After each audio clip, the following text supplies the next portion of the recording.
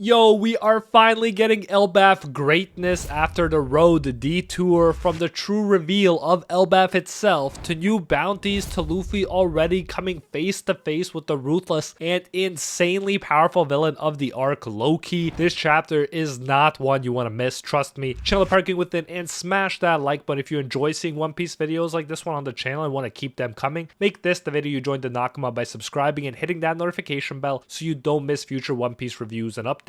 And now, without further ado, let's jump into it, spoilers and all. So this chapter is called The Cursed Prince, referring to the already mentioned Loki, and as we'll find out, he's very cursed indeed. Like, it gets really dark, as you'll see. So last chapter, we got the cliffhanger of our crew finally making it outside of the Truman Show-esque Lego world that Road built. We saw Luffy reacting to what he saw after breaking the wall, but not what he saw. Don't worry, we will be getting that here. But first, we start with the Elbaf ship. Frankie is the one that announces to the Giants that they would like to stop searching for Luffy and the others. He says rationally that they have done all they can, and Jinbei even asked the sharks to search in nearby seas, but they didn't find anything. That's definitely a useful ability, I have to say. Their best option now is to trust their Nakama and to go wait at Elbaf. The Giants agree, and the Elbaf ship continues its journey, and yeah, that makes sense. Among the lost are Luffy, Zoro, and Sanji, and One Piece always talks about trusting your Nakama. That's what Luffy did at Wano when fighting Kaido too. So then moving on, when they got no leads, makes complete sense here, and it's nice that they showed us what this group was up to. We then cut to Luffy's group and they get out from Road's diorama finally, and they find out that they were inside a giant castle similar to Lego Castle in the middle of snowy land surrounded by forests and mountains. What's more is the castle is on top of one of the mountains and has a very long bridge connected to a huge tree up in the sky. That contrast between the fake nice weather in the fake world and the snow outside works great, and you can see why Road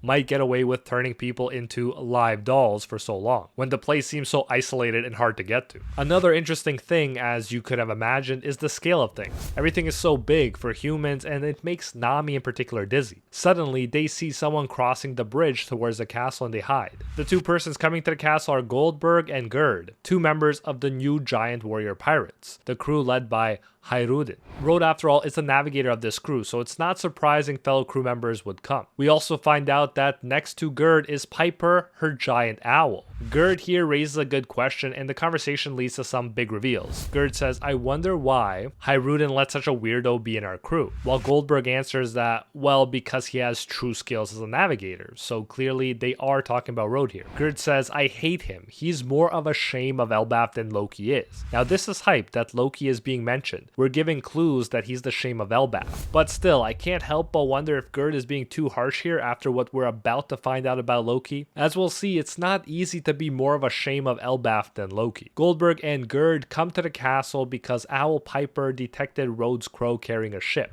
Nice, we got an owl to counteract Road's crow. Not all birds are kidnappers. We're told an interesting fact that as trespassing is illegal in Elbaf, Road has a habit of taking nearby ships and claims them as trespassers. That way Road can lock them up, and we know what he does with them after that. Gerd says that if she sees that Road is kidnapping someone, she will report it to Yarul-sama. The old giant from Big Mom's past, if you remember, he's around 408 years old now. Mountain Beard Yarul used to be co-captain of the giant warrior pirates with Yorul before a kid Big Mom ended Yorul's whole career. Cool to see Yarul still around and being respected. Still, it's crazy to think that a kid Big Mom accidentally killed a giant co-captain, and then we see an adult her taken down by Law and Kid. Giant power scaling is definitely all over the place. Back to the chapter though, and Nami for her part ironically only hears the trespassing is illegal part, and she orders everyone to remain hidden even though these giants would be on their side based on what we just heard. As Goldberg and Gerd knock on the door of the castle and call for Road, the Straw Hat crew members run across the giant bridge. Gotta say, I'm jealous of the fact that giants have these giant castles, at least some of them. It would be like a $1 kajillion here in Canada, even though we do have the snowy part. But anyways, below the giant bridge there is a forest and many giant wolves. So they are out of the frying pan of giant animal pets and into the fire of potentially having to deal with wild and way more dangerous giant animals. In the middle of the bridge, Luffy stops. He says he has been feeling quote-unquote it since they were inside the Lego Kingdom, and Zoro and Sanji must have felt it too. And so things have just taken a very interesting turn. Luffy says it's a quote-unquote scream of a man so powerful that I can feel it all over my body. Now, Luffy saying something like this at his current level is mind-blowing. It's a very big deal. Usopp would probably not want to go visit the source in such a situation, but Luffy being Luffy, on the contrary, wants to check out the source of that scream. Sanji says he will stay with the group and stop Zoro from going with Luffy. His reasoning is the best too.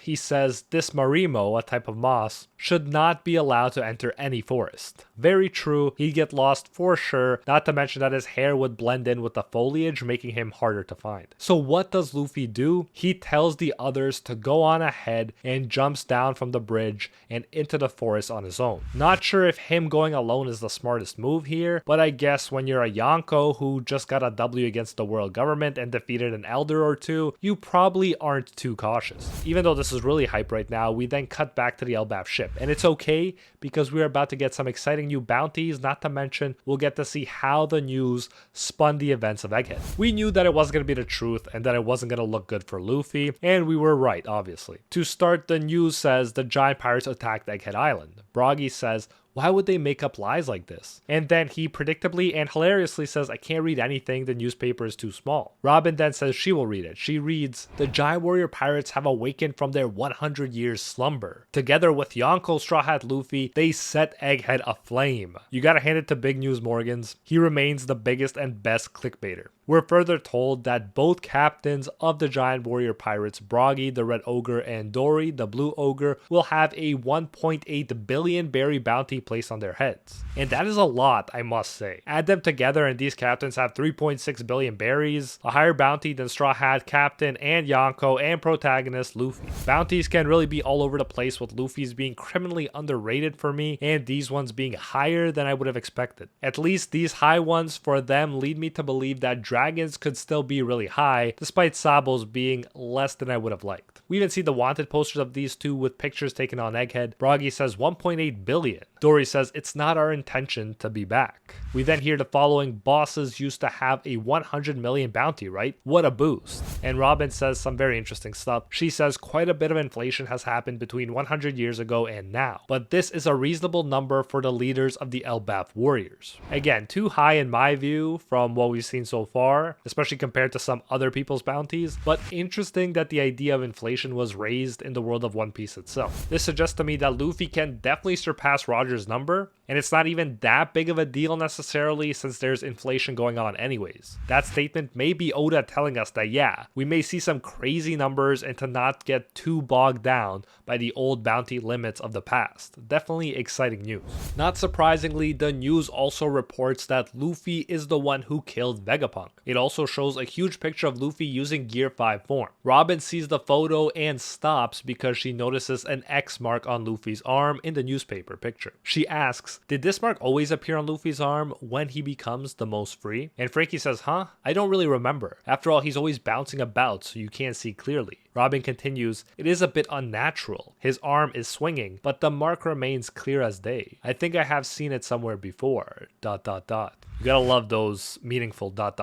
And Dory's about to move on with an anyhow, but Oda definitely wants us to focus on this, emphasizing its importance. Let me know what you make of this mark on Luffy's arm and its significance in the comments below if you got any ideas. So as mentioned, Dory changes the subject and says anyhow to think that Straw Hat is now standing equal to Red Hair. And that honestly means even more to us, the readers, since we saw when Luffy was just a kid and Shanks his mentor, in a way, versus these guys who met Luffy when he was already a pirate. Broggy says, and it also seems like one of our youngsters, Hyrutin, has become your guys' underling. Kashi says, all things considered, he's still a son of the king. He was a rough brat, I believe. They wanted to come pick you guys up too, but the reason only us seniors came is because there's a little trouble happening back in Elbaf. And now we are really getting into the good stuff. So we learn here that Hyrutin, the captain of the new giant warrior pirates and a member of the Straw Hat Grand Fleet, is the son of the king. Or at least a son of the king. Frankie asks about the trouble, and then it's explained that while Dory and Broggy were absent, Loki, an official son of the king, was born. He was an evil giant called the Cursed Prince. So there's the title of the chapter, and oh boy, it could not be a bigger one. Some things to note here are that Loki is an official son and prince. So it seems that Hyrutin is unofficial and not considered a prince. Could be that he's an illegitimate child and thus a half-brother to Loki, but seems like we have a good unofficial official son versus bad official son conflict being established for this arc. Now, as we'll see, Hiruden is nowhere close to Loki's strength level, but perhaps Hiruden will rule as the new just king of Elbaf after Loki is defeated. At this point, that's my best guess. And there will be a need for a new king because Loki, we're told, murdered King Harald, his own father, to claim a legendary devil fruit that passed down the royal family for generations, and then Loki ate it. So we're getting a Blackbeard parallel here where Loki was willing to kill to get the devil fruit he wanted, and not just a crew member but his own father and king. And chances are this will be a mythical zone fruit, as all the best are turning out to be lately. We can assume that it will be crazy powerful, especially if Loki wanted it this bad. Moving on, the warriors of Elbaf managed to detain Loki, but recently he was on the verge of breaking free, so they need the strength of all the warriors of Elbaf to restrain Loki. Frankie is rightfully shocked that there's someone so powerful that they need all the giant warriors' power to lock him up. Now, if you're paying attention, Loki is being set up as one of the strongest characters in the series right now. That must be noted. The giants as a whole are arguably the strongest race, and this guy is so strong, all the others are needed to restrain him once he's already captured. Crazy to think about. We then come back to Luffy, and we all know who was so strong that he had to check it out. Luffy finds the huge giant tied up with massive chains in the middle of the snow. The giant is, of course, the just talked about Loki. I would assume his chains must be sea stone too, to negate his legendary devil fruit powers. Thankfully, Loki's design is badass. He's a thin and muscular giant. This time it's a parallel to Kaido, since Oda had both of their initial designs and silhouettes looking kind of goofy, but then he actually gave them cool badass designs, which, if I'm being honest, are my favorite kinds of designs for our villains in One Piece. Loki has very long hair with 2 braids in the front and a goatee on his chin. He has some tattoos on his arms. He wears a normal giant outfit but has a Jolly Roger with a crown on his belt. He wears a black helmet with 2 long horns like Marvel's Loki. He also has an axe on his back. Finally, we can see that Loki is being further nerfed since his eyes are covered with bandages. Loki talks to Luffy. Think about that. This early into the arc, we are seriously getting our protagonist talking to the insanely powerful and evil villain of the arc. When Loki talks, his long tongue hangs out, similar to that of Doflamingo. Loki commands Luffy to name himself. Luffy says, "I'm Luffy, the man who will become the king of the pirates." Loki says, "King?" ? "Where is this place and who are you?" Luffy asks in return. And Loki similarly answers. He says this is Warland, the land of warriors Elbaf. Devoting itself to war in the past, it is the world's most powerful nation. And he doesn't say it, but clearly he is the most powerful warrior of this powerful nation. We finally see Elbaf in all its glory, and the official name is finally given. Elbaf is a landscape of mountains with the colossal tree Yggdrasil in the center that dwarfs all of them. Let's just say the real thing wouldn't fit in a room, even a giant's room. There are many waterfalls pouring out from the giant tree, and I gotta say, a land with a giant tree in the middle is such a cool idea. The tree has a middle layer formed by its branches, and that layer seems to be where the giants live because we can see a majestic castle and village on it. There are also some cannons facing outside. Finally, we can see a huge sword piercing through the middle layer and seems to reach all the way to the ground. So much mystery here left for Oda to unpack, I love it. Meanwhile, Loki continues talking with a malevolent smile saying, "And I am Loki, the sun god who will bring the end to this world." End quote. So once again, we get someone calling themselves the sun god. And since Luffy called himself future pirate king, clearly Loki is positioning himself even higher by calling himself a god. Either way, it's clear that these two and their strong conqueror wills will clash before this arc is finished. And I gotta hand it to Oda, he made Loki much better than I expected him to be, especially after I saw that first silhouette. If anyone here at Elbaf is potentially more powerful than Luffy right now, it has to be this guy. His power had such a profound effect on Luffy when he felt it. He needs the strongest nation to work together to restrain him, and he has a legendary fruit that he killed his father to get.